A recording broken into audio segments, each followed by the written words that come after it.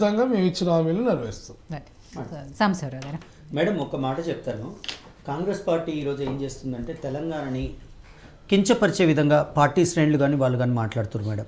ఒక్కటి చెప్తా నేను, 6,17,000 కోట్లు కేసీఆర్ గారు అప్పు చేసిందని చెప్పారు, అది వాస్తవం, దాన్ని ఎవరు కాదనట్లేదు. మరి అసెట్స్ క్రియేట్ చేసిన దాని మీద ఎందుకు మాట్లాడట్లేదు మేడం? మేడం ఈరోజు తెలంగాణని ప్రతి ప్రెస్ మీట్లో ప్రతి కాంగ్రెస్ నాయకుడు తక్కువ చేసి మాట్లాడడం వల్ల తెలంగాణకు వచ్చే పెట్టుబడులు ఏ విధంగా వస్తాయి?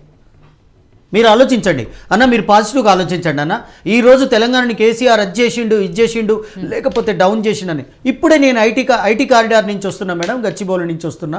వండర్ఫుల్, ప్రపంచంలో ఇది ఒక మరో న్యూయార్కా లేకపోతే ఇంకోటి అన్న విధంగా ఉంది. ఒక్క నిమిషం అన్న, ఒకప్పుడు 2 లక్షలు ఉన్న ఐటీ ఉద్యోగాలు ఈరోజు 23 లక్షలు 24 లక్షలకు రీచ్ అయినాయి మేడం. మీరు ఆలోచించండి అన్న. ఒక్కటి చెప్తున్నా, తెలంగాణ బ్రాండ్ను డౌన్ చేయకండి. కాంగ్రెస్ పార్టీకి ఒకటే రిక్వెస్ట్ చేస్తున్నా నేను, మీరు తెలంగాణ బ్రాండ్ని డౌన్ చేయకండి అంటున్నా. సార్ ఒక్కటి చెప్తాను, ఈరోజు హైదరాబాద్ ట్విన్ సిటీస్లో ఈరోజు జనాలు మ్యాండేట్ ఏ విధంగా ఇచ్చారు మేడం టీఆర్ఎస్ పార్టీకి? ఒక మాట చెప్పండి, ఎన్ని సీట్లు వచ్చినాయి? విలేజెస్లో రాకపోవడానికి కారణం ఏంటంటే కాంగ్రెస్ అమలు కాని హామీలు గుప్పించి ప్రజల్ని మభ్యపెట్టే విధంగా ప్రయత్నం చేసిందనేది మా అభిప్రాయం మేడం. గ్లోబరైనా సంస్థ తప్పిదం వల్ల ఇంటర్ విద్యార్థులు అంతమంది చచ్చిపోతే తెలంగాణ బ్రాండ్ పడిపోలేదు. టీఎస్పీఎస్సీలో జరిగిన అవకతవకలు గ్రూప్ 2లు పదే వాయిదా పడుతూ వస్తుంటే తెలంగాణ బ్రాండ్ తగ్గిపోలేదు. తగ్గింది, నేను తగ్గలేదని అనట్లేదు. ఇప్పుడు ఆ రిజల్టే మా మీద చూపించింది కదా మేడం, నేను ఒప్పుకుంటున్నా.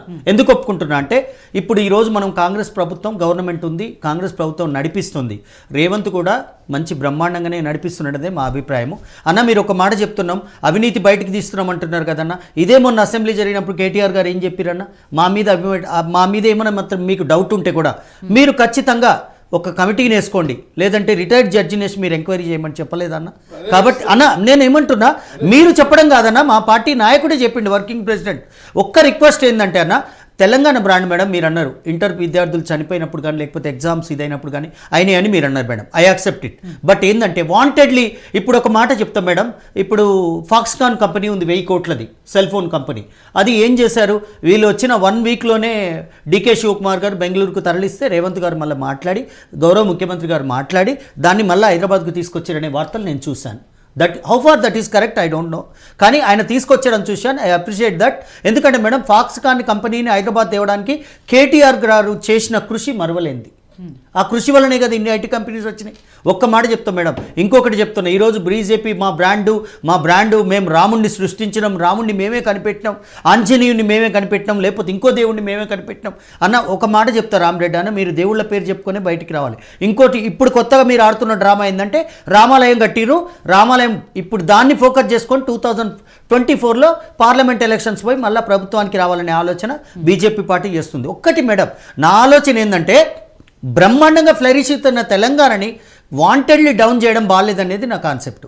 ఎందుకంటే తెలంగాణకు పెట్టుబడి రావాలి. ఇప్పుడు ప్రపంచమంతా ఇప్పుడు చెన్నై, బెంగళూరు మిగతా సిటీస్ కంటే ఐటీ కారిడార్ ఎక్కువ హైదరాబాద్ వైపే దారి మలుతుంది. ఐటీ కార్ ఏంటంటే ఎంప్లాయీస్ కూడా హైదరాబాద్లో లివింగ్ బాగుంది, సేఫ్టీ ఉంది, సెక్యూరిటీ ఉంది, తర్వాత మనం బతకడానికి అనుగుణంగా ఉందనే ఉద్దేశంతో ప్రతి ఎంప్లాయీ కూడా వాడికి బెంగళూరు కానీ చెన్నై కానీ ఆప్షన్ ఇస్తే first they are selecting the Hyderabad option. ఎందుకు చేసుకుంటున్నారు మేడం? బికాజ్ సోషల్ సెక్యూరిటీ ఒకటి బాగుంది, ఇక్కడ గ్రోత్ బాగుంది, తర్వాత ఇక్కడ రకరకాల అన్ని ట్రెడిషన్కి తగ్గట్టు ఫుడ్ దొరుకుతుంది, తర్వాత ఎంప్లాయీస్కి కూడా పర్ఫెక్ట్గా ఉంది. అందుకోసం నేనేమంటున్నా, కాంగ్రెస్ పార్టీ శ్రేణులకు ఒకటే రిక్వెస్ట్ చేస్తున్నా, మన బ్రాండ్ని తక్కువ చేయొద్దని మాత్రం రిక్వెస్ట్ చేస్తున్నా మేడం. ఒక్కటి చెప్తా, ఇది ఇప్పుడు కేసీఆర్ గారు తెలంగాణని నాశనం చేసి వెళ్ళిపోయినరు అని చెప్పేసి ఈ విధంగా ప్రచారం చేస్తారు కదా, మరి రేపు పెట్టుబడులు ఎట్లా వస్తాయన్నా నేను ఒక్కటే అడుగుతున్నా. ఇదే ఉత్తమ్ కుమార్ రెడ్డి గారు మంత్రి గారు ఏమన్నారు, హైదరాబాద్కి రెడ్ కార్పెట్ పరుస్తున్నావు అని అన్నారు మేడం. మరి నువ్వు రెడ్ కార్పెట్ ఒక పక్క పరుచుకుంటూ నువ్వు టీ హబ్ని విజిట్ చేసుకుంటూ ఈ రోజు నువ్వు మరి తెలంగాణ బ్రాండ్ని డౌన్ చేసే ప్రయత్నం చేస్తే ఇది ఎంతవరకు కరెక్ట్ అని అడుగుతున్నా. వాళ్ళు పునరాలోచించుకోవాలని చెప్తున్నాను. ఎందుకంటే ఇది ఆలోచించుకోకపోతే మాత్రం మేడం హైదరాబాద్కి పెద్ద దెబ్బ పడే అవకాశం ఉంది.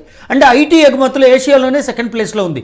ఒకప్పుడు ఐటీ ఎగుమతుల్లో మనం ఎట్లుండే, ఇప్పుడు ఎట్లున్నాం అన్న. ఒక్కటి చెప్తా, పార్టీలు పక్క పెట్టాలి మనం. ఫస్ట్ కొంత గ్రోత్ అయ్యేటప్పుడు ఏంటంటే అన్న, అన్నిటికీ రాజకీయాలు మాట్లాడొద్దు మనం. నేను ప్రతిదీ రాజకీయం చేస్తా, ప్రతిదీ మాట్లాడతా అంటే అట్లా కాదు అన్న.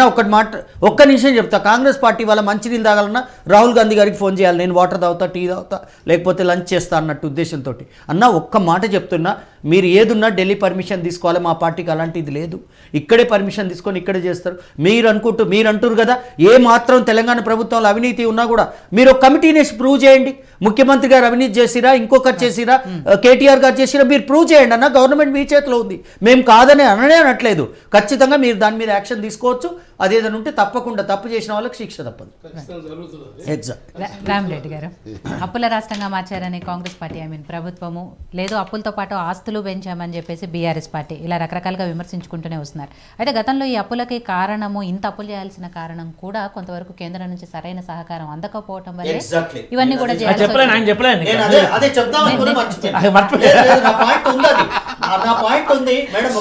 గతంలో బీఆర్ఎస్ నాయకులు చెప్పిన మెయిన్ పాయింటే అది.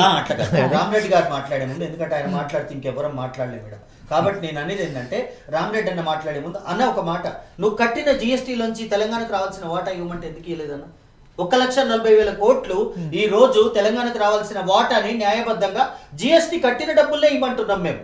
నీ తప్పకుండా నువ్వు గుజరాత్కు చేసినాయో, లేకపోతే నువ్వు నార్త్కు చేసుకున్న ఎమ్యూనిటీస్ ఏదైతే ఉన్నాయో, ఫెసిలిటీస్ కానీ, నువ్వు అక్కడ ఇచ్చిన ఫండ్స్ కానీ ఇవ్వమని అడగట్లేదు మా ఆశయం ప్రధానమంత్రి గారిని. మేము అడుగుతున్నది, మేము పెట్టింది, మేము కట్టిందే మేము ఇవ్వమని అడుగుతున్నాం ఈ రోజు మిమ్మల్ని. దానికి కూడా మాకు ఇవ్వకుండా 10 సంవత్సరాలు ఇట్లా చేస్తే మరి తెలంగాణ ఈ రోజు అప్పుల కుప్పకు మారకి ఇంకేం మారుతుంది? ఒక మాట మేడం, ఇంకోటి కూడా చెప్తాను మేడం, చిన్న రిక్వెస్ట్. నేను పేపర్ లో చూసిన 15 రోజులకి 1,500 కోట్లు రేవంత్ ప్రభుత్వం అప్పు చేసిందని నేను చూసిన మేడం. మరి వీళ్ళు అప్పు చేయకుండా గవర్నమెంట్ ఏ విధంగా నడిపిస్తున్నారని నేను క్వశ్చన్ చేస్తున్నాను.